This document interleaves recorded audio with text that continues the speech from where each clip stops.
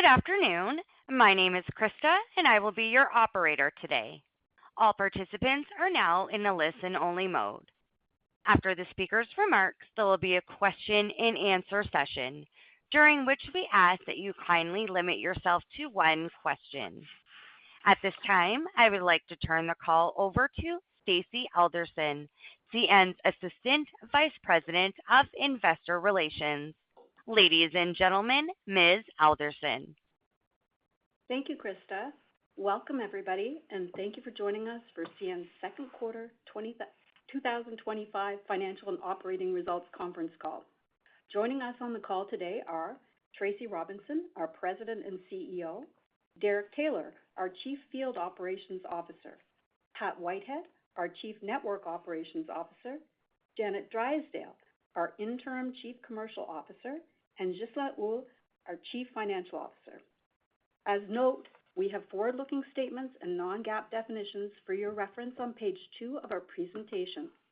These forward-looking statements include estimates, goals, and predictions about the future based on our current information and educated assumptions. These come with risks and uncertainties, and with that, there is always the possibility that the outcomes may differ from the expectations. That being said, forward-looking statements aren't guarantees, and factors like economic conditions, competition, fuel prices, and regulatory changes could affect actual results. It is now my pleasure to turn over the call to CN's President and Chief Executive Officer, Tracy Robinson. Thanks, Stacy, and thanks everyone for joining us on today's call. Now, as you no doubt saw in yesterday's press release, Janet Drysdale, who most of you know, is stepping in as interim Chief Commercial Officer following Remy's departure. Now, I want to welcome Janet to the role. She knows our company well. She knows our markets. She's a longstanding leader within our company and our sector. And Janet is here in the room with us today, and she'll take us through the commercial performance and the market trends in just a few minutes. So we're going to start with the quarter today, and then we'll move on to the outlook for the remainder of the year. We delivered 2% adjusted EPS growth this quarter on flat year-over-year carloads and a 1% reduction in RTMs. Now, we knew heading into the year that Q2 would be a tough compare from the volume perspective, but it held up well against a positive Q2 last year when we had some pull-forward demand ahead of a potential labor disruption. Bulk volumes were very strong through the quarter. Now, this is great business, and it reflects our advantage network for the ag sector and the strength of our share. In the merchandise and intermodal segments, we started in Q2 to see the impact of tariffs and a weaker industrial economy. Now, this shift in traffic mix with less merchandise created a drag on our revenues and margins, despite continued same-store pricing ahead of inflation. We'll get into the details on the volumes and the revenues with Janet in just a few minutes. Now, our network is running very well. Our operating metrics, velocity, dwell, customer service, they're all in the right spot. And it's important that as our volumes or mix shift, that we respond quickly. And this team has proactively and progressively adjusted the operating plan and resources throughout the quarter, maintaining good tension between costs and network fluidity and performance. And this helped us drive 50 basis points year-over-year improvement in margin and 150 basis points betterment over Q1. Now, everyone across this organization is focused on containing costs as volumes adjust. This team is aligned, we're focused, and we're disciplined. Now, as we look forward to the next 6 months, we need to consider the current environment. A few months ago, trade deals seemed imminent, and instead, there is an increasing uncertainty around the tariff and trade environment, particularly in Canada, and some concerns over a weakening macroeconomic environment. And we are seeing impacts in our forest products, our metals, and our autos business. And there is a question on what happens to the international volumes for the last half as the tariff discussions continue. And we know that these questions will be resolved with time, and we'll have greater certainty on the traditional and perhaps some newly emerging trade flows. Now, in the immediate term, the uncertainty makes calling the merchandise and intermodal volumes for the second half more of a challenge. The range of outcomes is broader, and it seems more likely that the current softness in certain sectors will persist in the near term. Now, we're watching all of this closely as it unfolds across our business lines, and we're controlling what we can control in an uncertain environment. Now, here's what we're doing. We have efforts underway with our customers to further leverage the benefits of the strength in our diversified book. We have a very strong bulk and energy franchises, for example. These businesses will continue to grow, and there's work underway in Canada to develop better access to global markets, particularly in the energy space, and these may provide further opportunity. In the areas that are impacted by tariffs, we're working closely with our customers on getting them to other markets. So in metals, for example, following the escalation of U.S. tariffs on Canadian-made steel and aluminum, which rose to 50% in June, we worked with our customers on intra-Canada and intra-U.S. moves, and we were able to mitigate some of the loss of the southbound flows. Now, we believe there is more opportunity here. We are doubling down on leveraging our service performance to increase volumes. We've had some wins, for example, in domestic intermodal based on our ability to deliver for our customers. And we're managing our cost structure in response to shifts in both mix and volumes to protect our margins. And we made good progress on this in Q2, and there's more to come. We are all over that. Now, we delivered a solid Q2 in this environment, but there is ongoing uncertainty as we look forward. As a result, we believe it is appropriate to soften our expectations for the remainder of the year, and we're adjusting to low single-digit RTM growth. Now, make no mistake about it, this is a great network. It has tri-coastal access. It serves the resource and energy-rich regions of northern Canada. It uniquely bypasses Chicago congestion and has a well-diversified book of business. And remember, we also originate over 85% of our book and originate and terminate more than 65% of our business, more than any Class 1. And this means we control more of the service at origin and destination and have strong partnerships with our customers that we can build on. I'm going to turn it over to the team to give you more detail on the quarter and how we're thinking about the balance of the year. Derek, I'll turn it to you first. Yeah, thanks, Tracy, and good afternoon, everyone. I'll be speaking to slide 6. I'm pleased with our operational performance as the operating team has maintained a very fluid and very healthy network throughout the second quarter.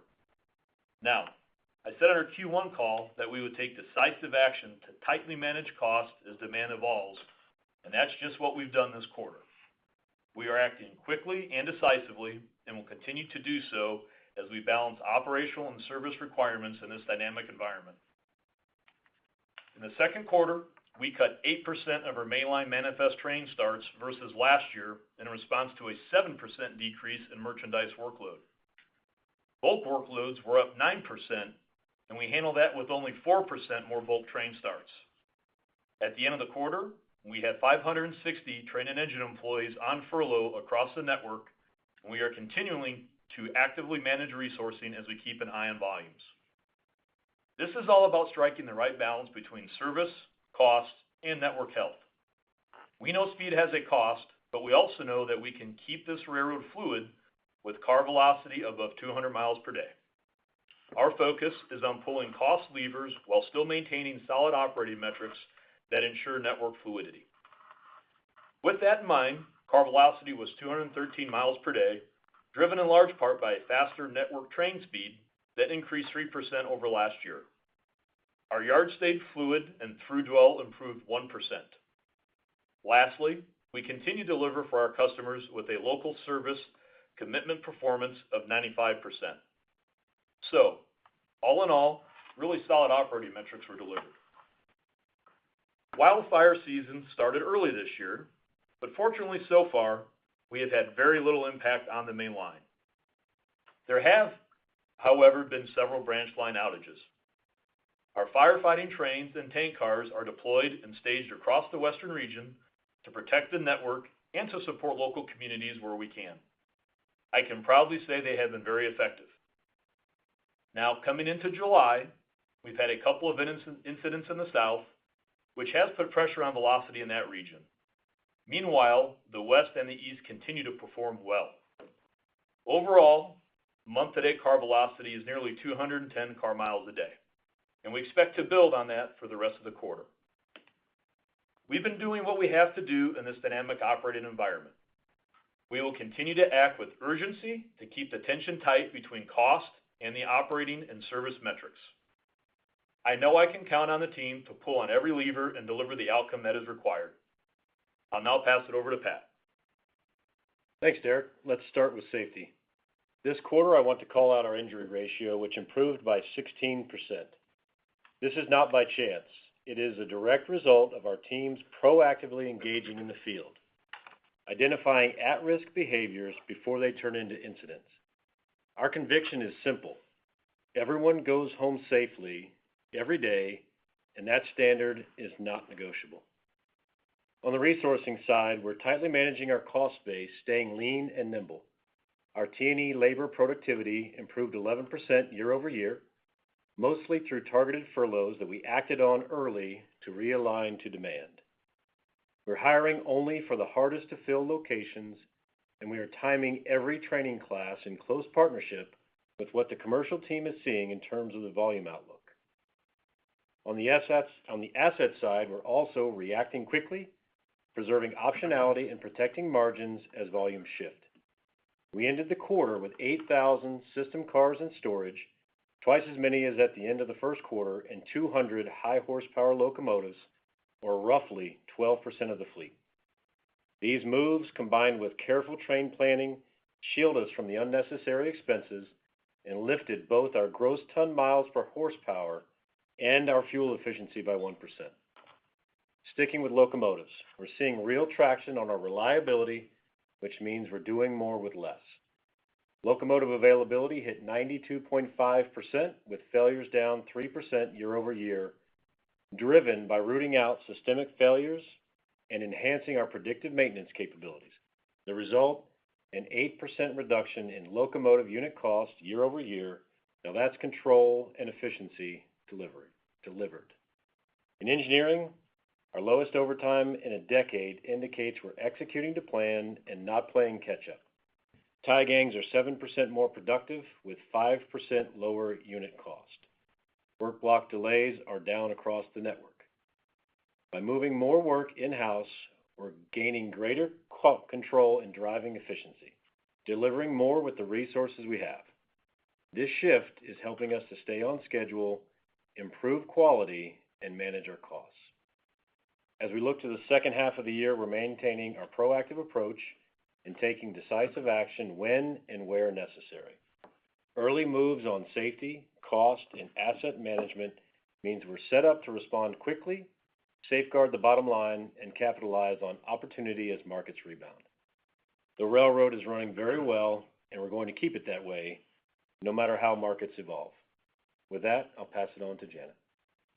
Thanks, Pat. Good afternoon, everyone. It's great to be here. I really appreciate the opportunity to step in as Interim Chief Commercial Officer. So today I'm going to do my best to give you some color on the quarter, as well as what we're seeing at this point in terms of the outlook for the second half. As you've just heard, the railroad is operating very well, and that translates directly into solid service for our customers. That's foundational in terms of our focus on driving growth, no matter what type of external challenges we face. Revenues in the quarter fell 1% on 1% lower RTMs and flat carloads, reflecting weaker market fundamentals amid ongoing U.S. trade and tariff actions and uncertainty. We also had an unfavorable mix impact. More details on that in a minute. Lower applicable OHD prices versus last year were a headwind of about 2%. In addition, the Canadian carbon tax surcharge was repealed on April 1st, which impacted revenues by about $70 million in a quarter. This is a pass-through to customers, and so it will be a headwind of roughly the same amount for the next 3 quarters. Foreign exchange was a slight tailwind to revenue of less than 1%.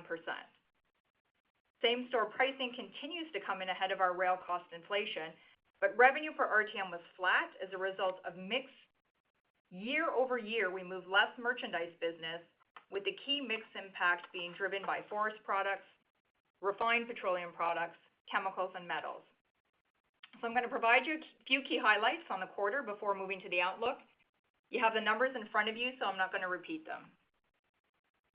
Petroleum and chemicals were impacted by lower volumes of refined products due to extended turnarounds at about 50% of the Western Canadian refineries that we serve, which is really unprecedented to have that many refineries down at the same time. Now, we did partly backfill some of those moves from the U.S. and Eastern Canada, but those were much shorter haul. We had lower shipments for renewables, mainly the result of policy changes in the U.S. and Canada. Those policy changes drove producers to source from inside Canada versus Iowa and Louisiana, so that's also part of the mix issue. Within metals and minerals, iron ore shipments were impacted by weaker demand fundamentals, including a mine closure on our line. We also saw lower sand volumes due to a bridge fire that was on the branch line that Derek referred to. That paused shipments early in the quarter, and as we exited the quarter, lower gas prices drove less drilling activity. Steel and aluminum shipments came under pressure from tariffs, but as Tracy mentioned, we did have some compensating moves intra-Canada and intra-U.S. Challenging market fundamentals are continuing to unfavorably impact forest products volumes. Turning to coal, Canadian met coal exports were up due to the Quintet mine restart last fall, while U.S. coal volumes were impacted by back-to-back longwall moves at two of our Illinois Basin thermal coal mines. Now, the real bright spot for the quarter was grain and fertilizers with a 12% increase in revenues.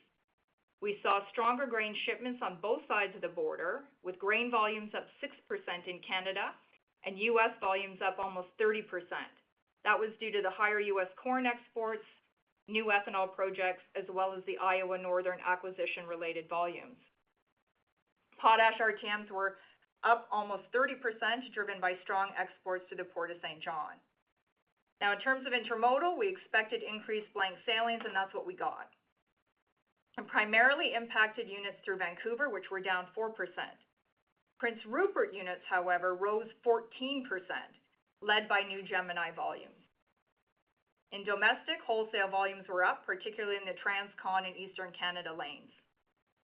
In automotive, both finished vehicles and parts were below last year's levels, and we certainly saw some shift in flows with auto manufacturers moving around production.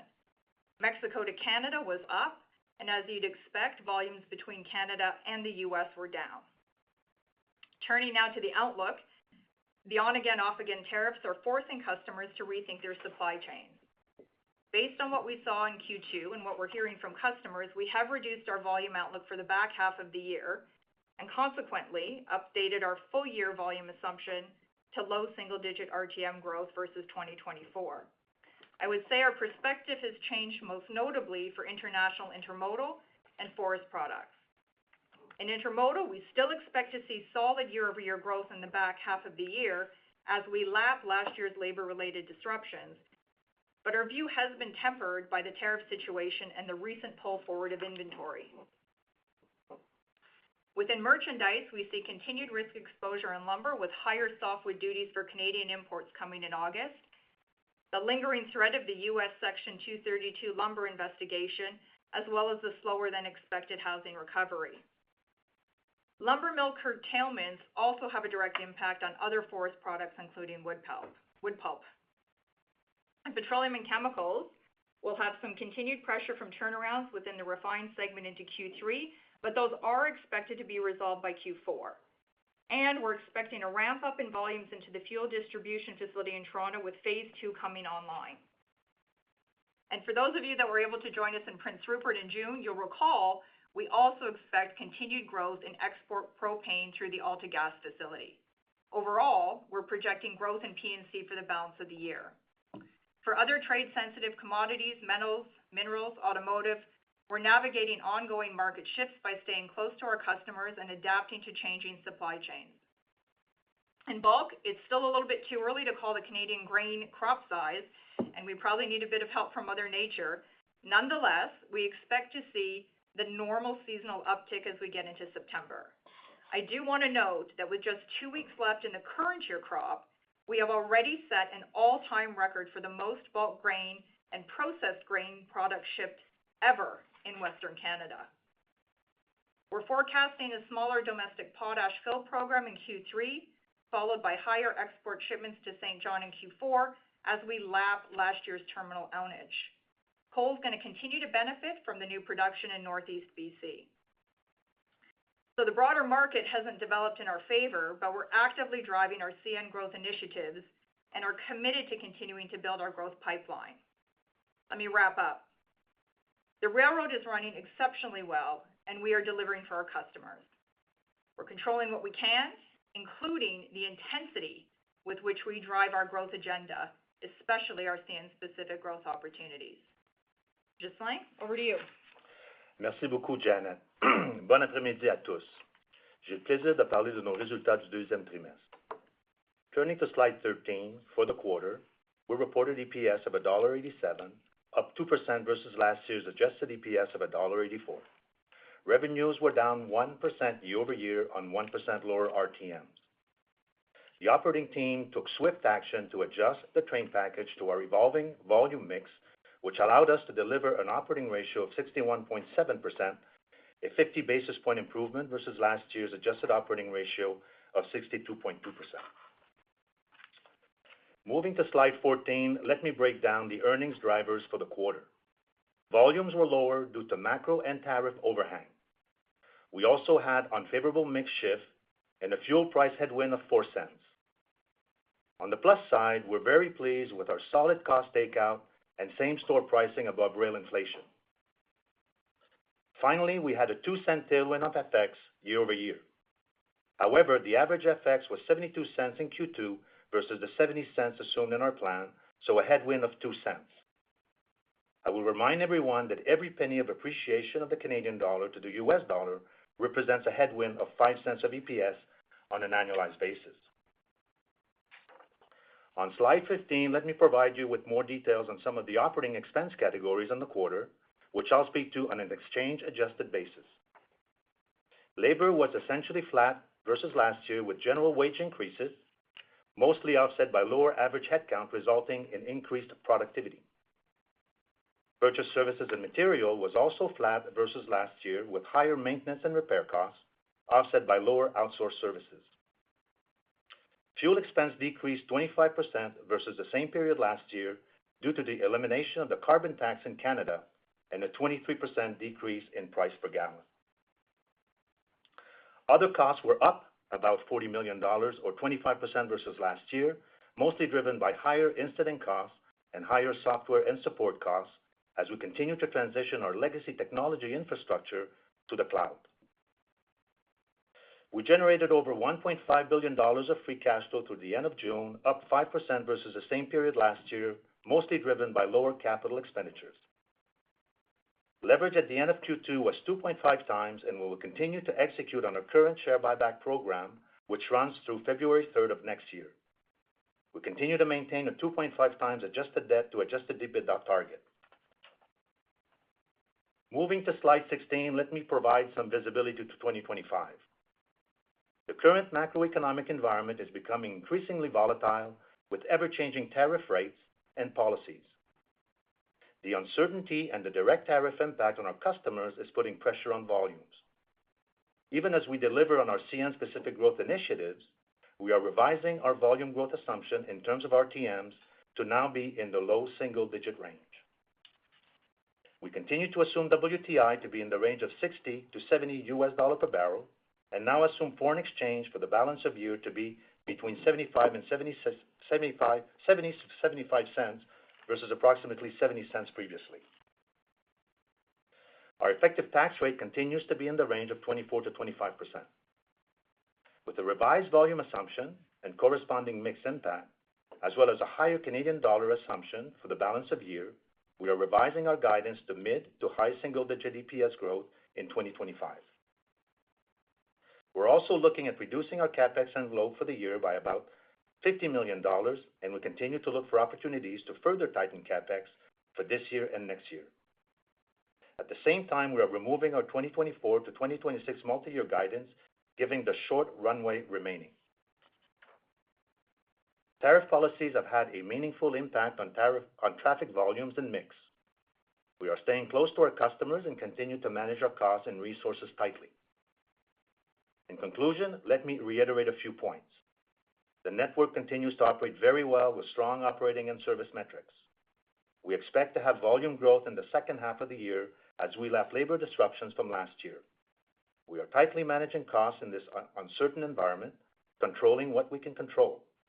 We are pleased with our Q2 results and are well positioned to deliver on a revised guidance. Let me pass it back to Tracy.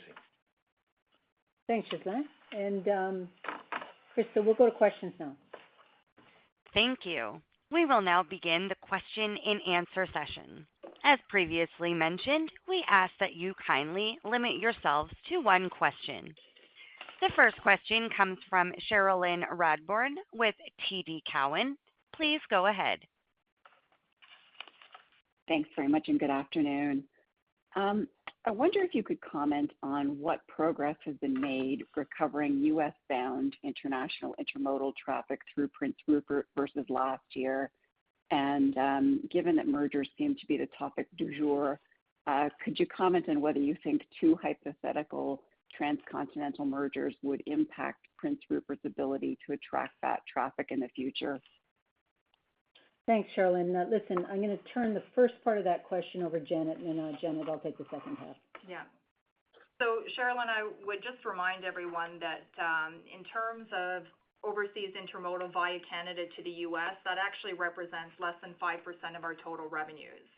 I would also say that when you look at our business from the West Coast, it's really destined to mainly Chicago, Memphis, and Detroit on CN. So it's not being interchanged further. So I think those are important mitigating considerations. In the context of how we're doing in getting that U.S. traffic back, I think we've seen good progress at Prince Rupert, a little bit tougher at Vancouver. And of course, we have this stopwatch clicking around the tariff deadline of the Chinese tariffs on August 12th. And so there is some interest, I would say, of the overseas companies to make sure that they can get their products landed on U.S. soil before that deadline. So it's been a bit tougher, I would say, on the Vancouver side. And the merger question, I'll hand over to you, Tracy. Thanks, Janet. Listen, let me just say this, Cherilyn. We recognize on the merger front that the chatter is out there, and we're obviously paying attention to that. It would make no sense for us to speculate on the potential of mergers or even what, other Class 1 intentions are. But I'll say this, our view remains that, there are similar benefits to be gained from commercial arrangements without the pretty disruptive effects of a major merger. And the hurdles, to a merger, they're not insignificant. The regulatory barriers are high and untested. But whether it is, Rupert or other parts of our network, we would expect that any transaction would protect at least or enhance the competitive options that we would have, and we would certainly participate in that to the fullest extent. When it comes to our business and our network in that scenario, it's important to know, as I said in my comments, we've got a really strong origination network. More than 85% of our volume originates on our lines. And when it comes to destination, the majority of our freight moves, more than 65% of it, in fact, from an origin on CN to a destination on CN. So this makes our business pretty resilient. And as Janet said, in the case of Rupert, the Rupert advantage would persist. That volume goes largely to Chicago, to the Midwest, and to other points in our line. And so the Rupert advantage would remain intact. So we're watching all this very closely. But I must say that our focus is on driving execution to our strategy on what we think is a pretty advantaged network. Thank you. Thank you. Your next question comes from the line of Walter Spracklin with RBC Capital Markets. Please go ahead. Thanks very much, Operator. Good afternoon, everyone. So my question is on the company-specific volume growth initiatives that you outlined at Investor Day in 2023. Obviously, they were quite significant. Now, the reason for your guidance reduction, you pointed to tariff and trade. However, you did make the change with in your executive rank. Just wondering, has there been any challenges or any changes in your optimism around your company-specific initiatives as you look out the next few years? Not at all, Walter. I would tell you that those CN-specific initiatives were all based on the advantages of our network, whether it is the intermodal volume using Rupert, Vancouver, Halifax, and a stronger and stronger Montreal, whether it is the energy, how we're positioned in the northern part of Alberta and British Columbia, Saskatchewan on the energy front and the growing demand for that energy in global markets, whether it is the sand that is driven into that market in order to support the gas drilling, whether it is some of the canola crush that has increased the yields and the production of canola and that creates multiple moves into the crush facilities, and then with the meal going offshore, whether it is some of what we're doing in the southern part of our network to integrate the Iowa and northern, and to make sure that the crush facilities down there are as productive as they intend to be. So all of this remains intact. What's happening right now is, the environment, given the tariff situation, is pretty uncertain and it's pretty volatile. And so we are seeing the direct impact in some lines, some sectors, some of our lines of business. But the fundamentals of the growth, given where our network is and what's happening, remained intact. This is just going to be a timing issue. We know that, the tariff deals will ultimately done, or at least we believe that that'll be the case, and that we'll see more of the normal kind of flows emerge, and as we said, maybe even some new ones. Certainly in Canada, there's lots of effort around kind of new trade flows, and we think that that's could be a great opportunity for us as well. So it's all intact, and we're ready. Thank you, Tracy. Your next question comes from the line of Chris Wetherbee with Wells Fargo. Please go ahead. Yeah, hey, thanks. Good afternoon. Wanted to ask about the RTM guide, particularly for the second half of the year. So looks like 3Q's off to start that's a little bit slower with volume down, kind of mid high single digits on the RTM side.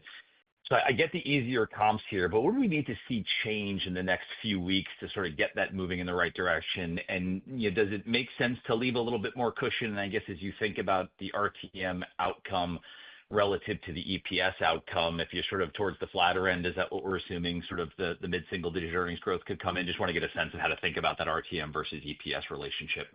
Janet, why don't you take that one? Yeah. Thanks for the question, Chris. So I would say in the context of petroleum and chemicals in particular, we've got some of those lingering refinery outages. Now those are going to start to come back. So we do expect the volumes to accelerate as we move through the quarter. We've seen good strength in domestic intermodal. On the overseas side, a little bit of weakness. But we will see this improve. And certainly the grain crop is going to come, in the September timeframe. So yeah, we will see the volumes increase.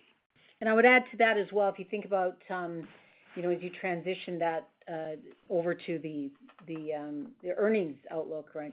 We're not standing still in the midst of changes in volumes and in mix as well. So we have a very kind of, as I called it, a progressive and proactive effort underway to make sure that our costs are adjusted as our volumes and our mix adjust. And we've got great traction on that. 50 basis points improvement in margins despite some of the headwinds in Q2.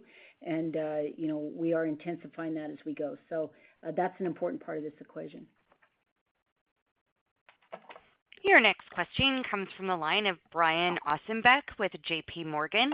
Please go ahead. Yeah, hey, good afternoon.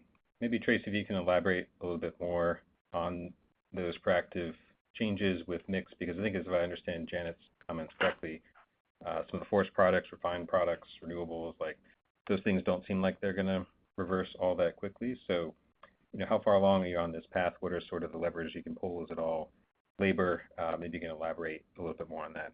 Thank you. Yeah, I'll start on that, and then I'm going to turn it over to Pat to talk about the resourcing.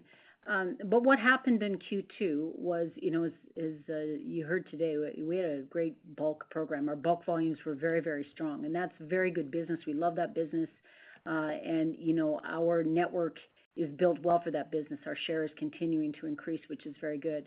What we saw in the offset is a reduction in forest products, given particularly in lumber.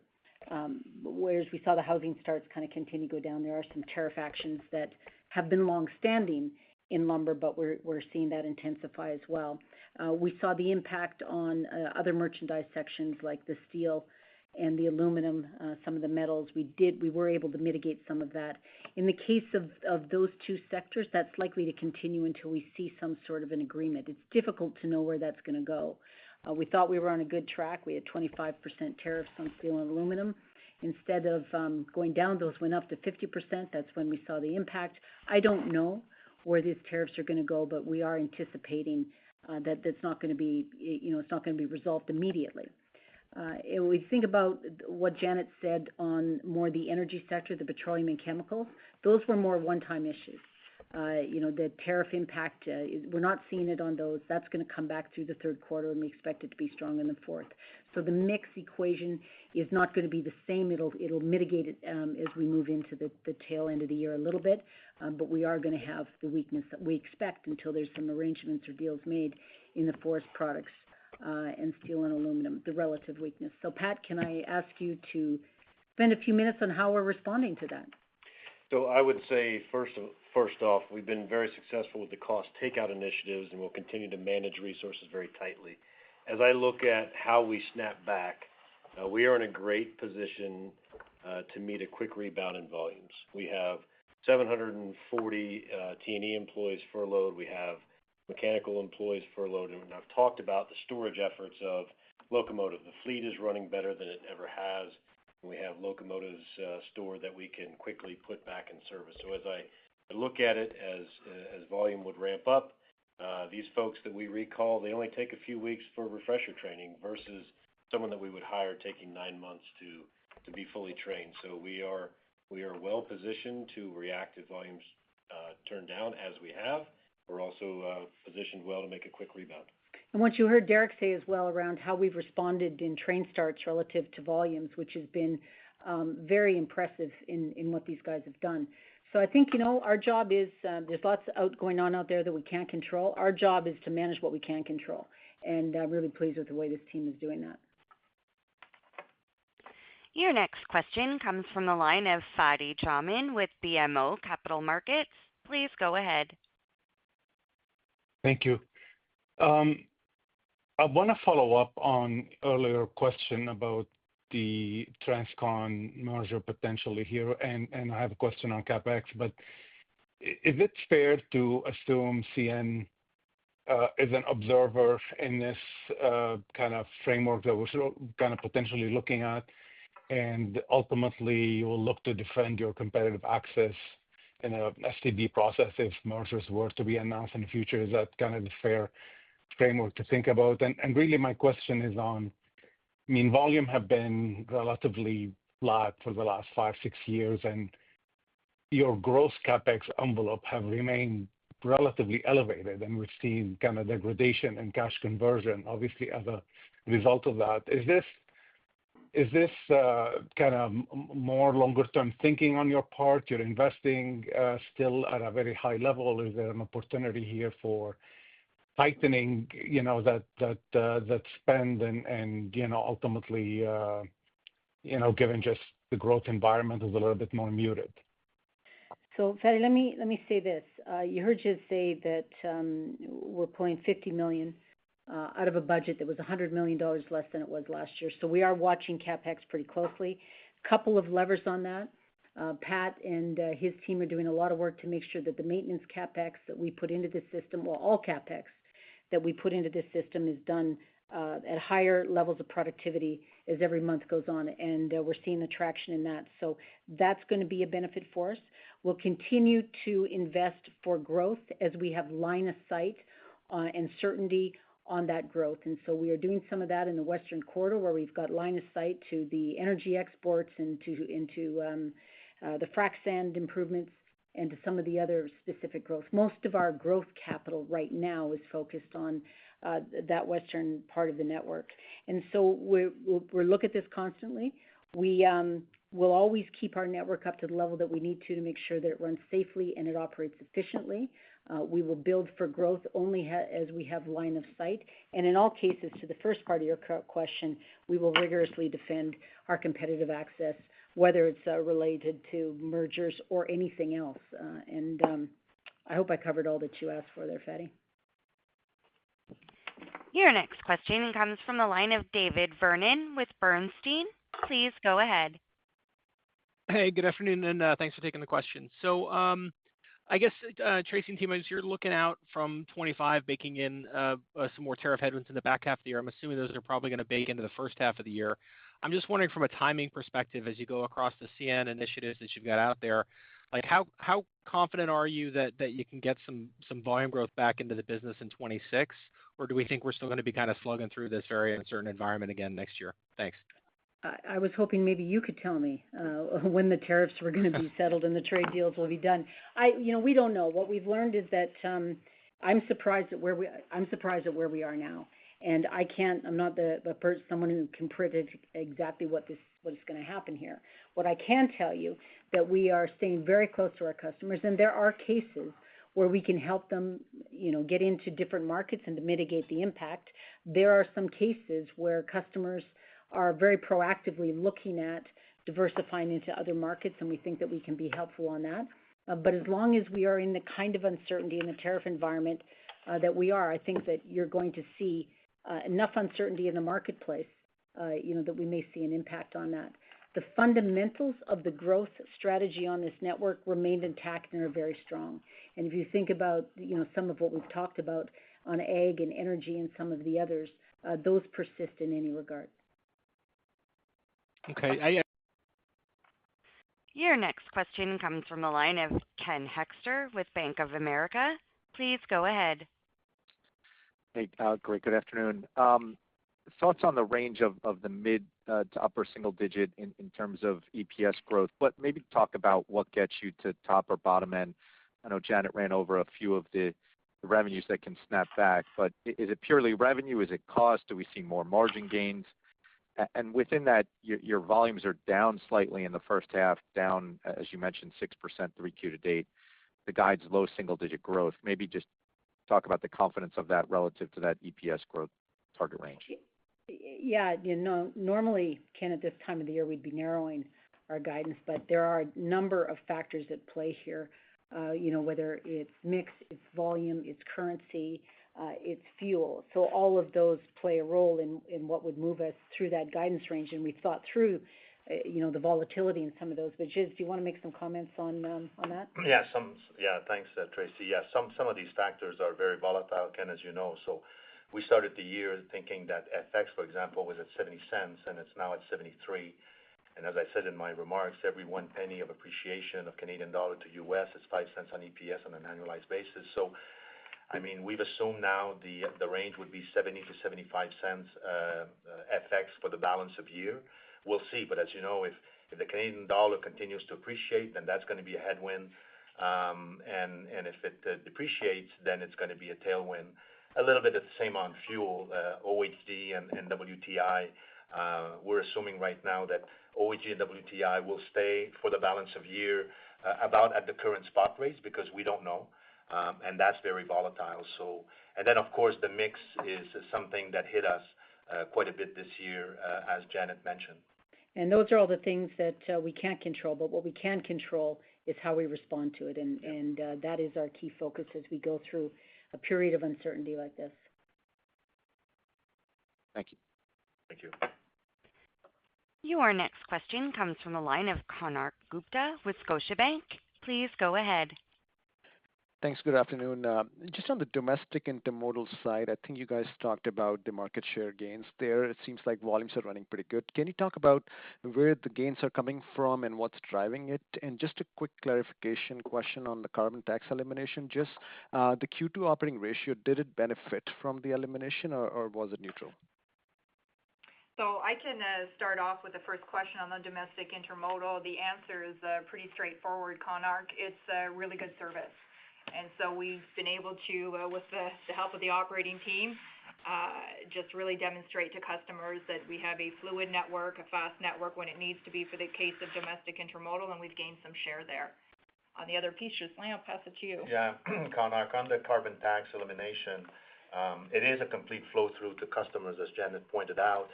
Now, maybe it's tough to put your finger on it because it's a bit masked by the other factors that you saw in the earnings drivers that we demonstrated in Q2, including the mix. So it's a bit masked by those factors. Okay, thank you. Your next question comes from the line of Ravi Shankar with Morgan Stanley. Please go ahead. Great, thanks, everyone. Janet, great to have you back on the call. You said in your prepared remarks that your customers you're talking to say that they're rethinking their supply chain. Can you talk about what changes they're talking about, both in the short term as well as the medium to long term? Yeah, certainly I think the metals and minerals segment is a good example of how they've been able to adapt in the short term. And You may recall about a third of our business is trans-border, 2/3 going south, 1/3 coming north. That's the segment most impacted, I would say, by the trade and tariff situation. And so we have a strong franchise independently in both Canada and the U.S. And so in the case of some of that metals and minerals, we've been able to do alternative supply chains intra-Canada, intra-U.S. We've been able to capitalize on some different automotive lanes. These are the short-term things. What the customers are starting to talk to us about now is what can we do on a longer-term basis to reduce their exposure to the U.S. market and to think about how to get more goods offshore. So that's something that we're certainly focused on. I would say, frankly, both with our customers as well as with the Canadian government and other stakeholders along the supply chain. Your next question comes from the line of Scott Group with Wolfe Research. Please go ahead. Hey, thanks. Afternoon. Nice to hear you on the call, Janet. I'm not sure if this is for you or Tracy. I know a few people have already asked about volume, but just big picture, like volume RTM are down in Q2, down to start Q3.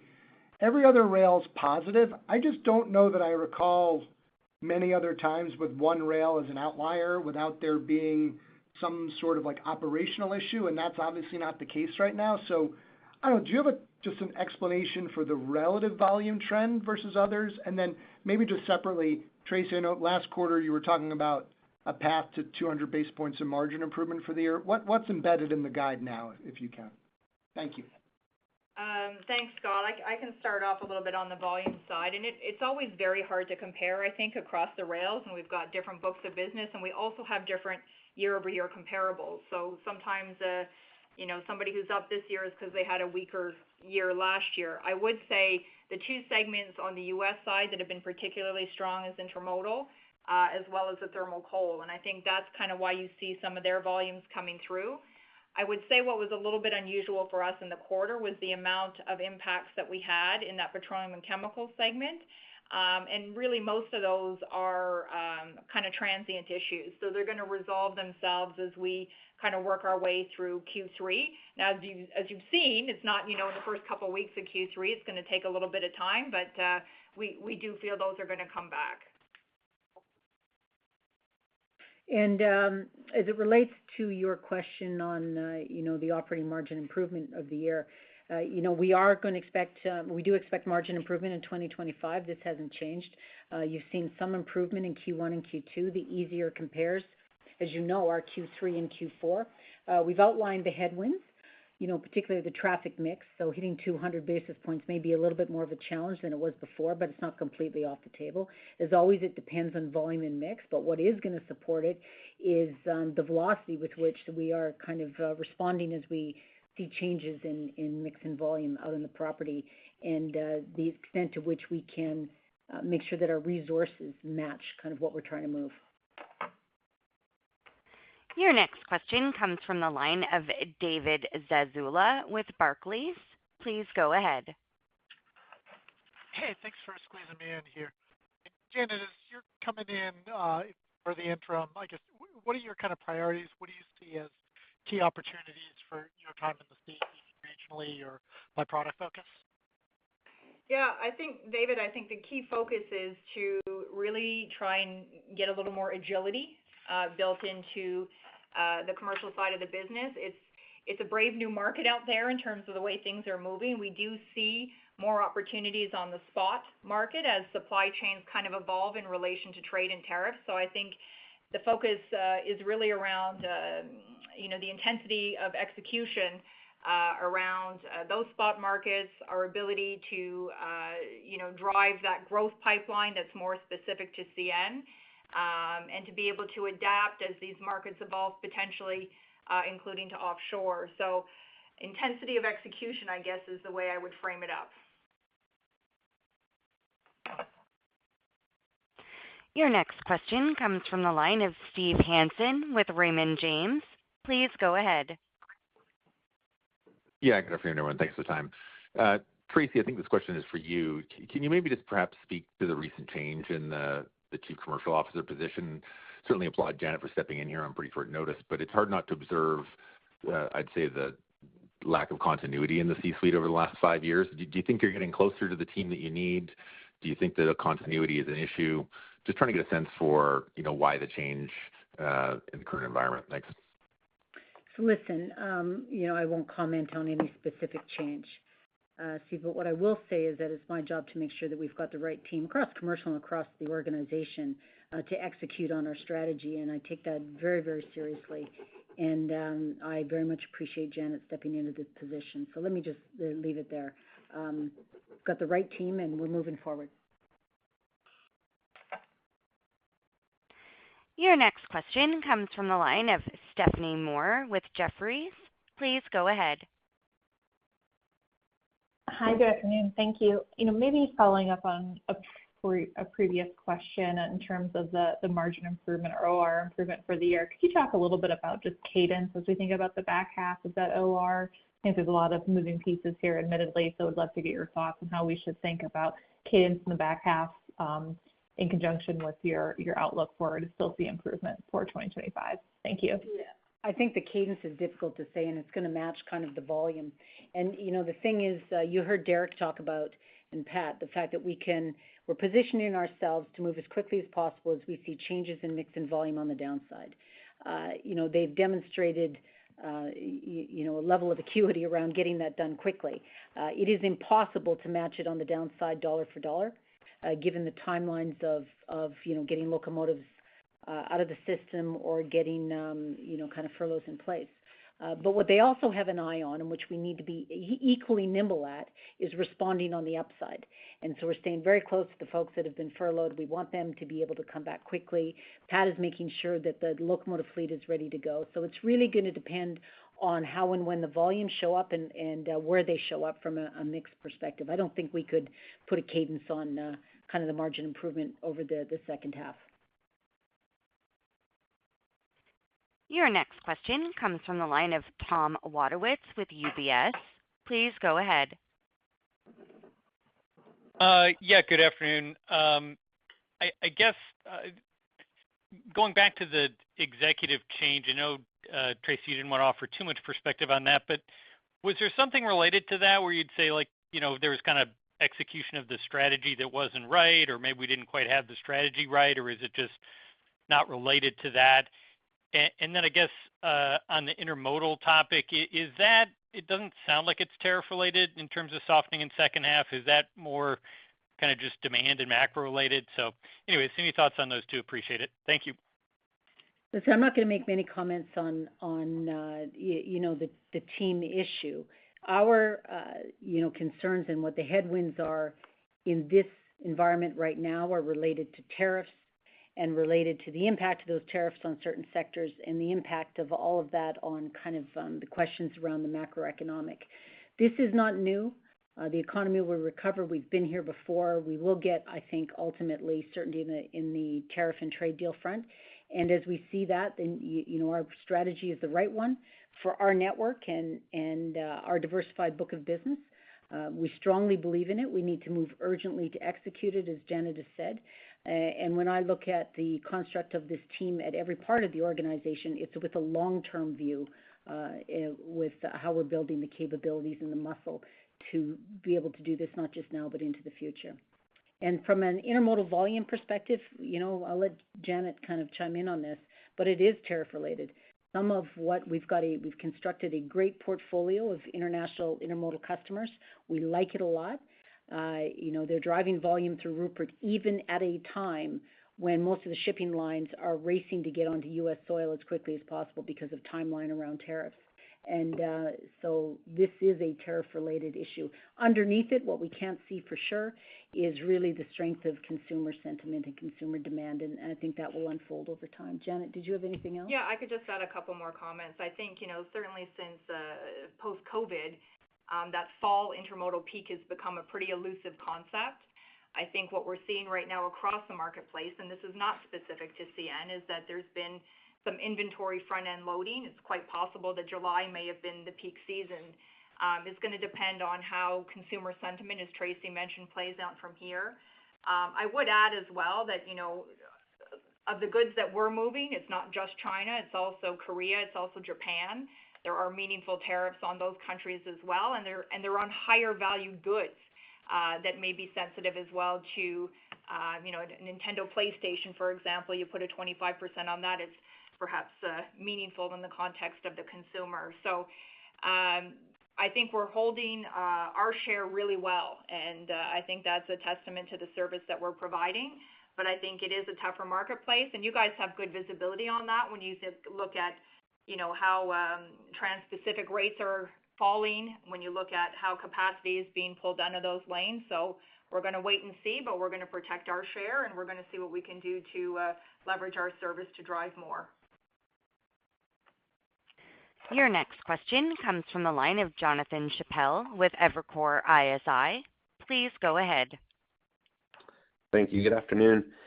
Going back to some of the recent headlines as it relates to some of the new services you've created with the players in that speculation, is there anything as far as out clauses or how long some of the agreements are that we should be focused on? Specifically, I'm thinking about Falcon Premium and things from Mexico to the U.S. You kind of cut out on us there, John, at the last little bit. I'm not clear what your question is. Could you repeat it? Yeah, well, I'll just be more direct about it. As it relates to the merger headlines, you have the Falcon Premium service with Union Pacific. So are there any out clauses associated with that? Do we know how long that agreement's for? Anything we should be worried about if there's any change in ownership or collaboration within East Coast Rail? Look, no, I would just remind everybody that service is really Mexico to Canada. North-south is the other important part of that piece. So we're going to continue driving that volume. Thank you. Your next question comes from the line of Ari Rosa with Citigroup. Please go ahead. Hi, good afternoon. I wanted to follow up just on the CapEx point. I was hoping you could break down for us or remind us at least what share of your CapEx is maintenance versus growth. And it's been some time, if we go back and look at kind of the history, it's been some time since we've seen meaningful growth in RTMs. I'm just wondering how you get confidence that you're seeing the appropriate ROIs from that elevated level of CapEx spend. Thanks. Yeah, Ari, I can talk about it, and Tracy, if you want to jump in, you're welcome to do it. But really, a good portion of our CapEx envelope is maintenance, like all of the other rails. When we do invest in capacity, a lot of it is in Western Canada, like Pat mentioned. We do invest with a thought of capital efficiency, i.e., we want to make sure that about 100% of our investment goes in the ground. And then with the growth CapEx related to customers, we look at the internal rate of return, and we want to make sure that the internal rate of return is above our threshold internally, and we've got detailed business cases on this to make sure that we have the benefits coming in, and we go and track those after these investments are done. I mean, I'd say that that's basically, and Tracy, I think you made the point, is when we look at our maintenance CapEx, the key here is to do it more efficiently. And we're very happy with the changes we've done in engineering lately, where we can see some of this productivity and efficiency coming in and allowing us to invest more at a lower cost. And let me just add a little bit to that. So our CapEx, I don't think we give the breakdown in CapEx between maintenance CapEx and growth, but it also includes IT, the IT capital that we spend. And if you look at, we watch very closely the returns on the growth CapEx. And as Giz has said, a lot of it is in very specific to some of the growth, primarily, not completely, but primarily in the western part of the network. And it's tied to volume through usually commercial contracts that protect the return on that. And so that volume is showing up. We have had the volume declines in other parts of the network that create for us capacity, and the magic will happen, as Derek was speaking earlier, if we can fill trains and fill corridors, where we have capacity more related to the south and the eastern parts of our network. The last question comes from the line of Bascome Majors with Susquehanna. Please go ahead. Thanks for taking my questions. Looking back 4 years, CN was drawn into a merger situation, but faced resistance from regulators and shareholders, and that ultimately led to some changes in management and both the board. If the Class 1 rails did consolidate into two transcon networks in the U.S., what is the biggest competitive concern that you would have? And does CN's experience from 2021 and 22 keep you on the sidelines from what may transpire over the next 12 to 18 months? Or are there scenarios where you'd actually want to be an active participant from a defensive situation? Thank you. Listen, we're not going to speculate on the whole merger question. And we are focused right now on driving execution to our plan on our network, and we think that that's the right thing for us to be focused on. In any scenario, we would very rigorously defend our competitive access and our growth prospects, and I'm going to leave it at that. Thank you. That concludes the question and answer session. I would like to turn the call back over to Tracy Robinson. Thank you, Krista. Well, thank you all for joining us today. We are indeed in uncertain times. And while we can't predict exactly where tariff and trade and the economy will go, we are very intensely focused on doing the things that we can do, both with our customers and in controlling our costs to make sure that we protect our margins and are well positioned to execute our growth strategy as we go forward. Thank you for your time today, and we look forward to talking soon. The conference call has now ended. Thank you for your participation, and you may disconnect your line.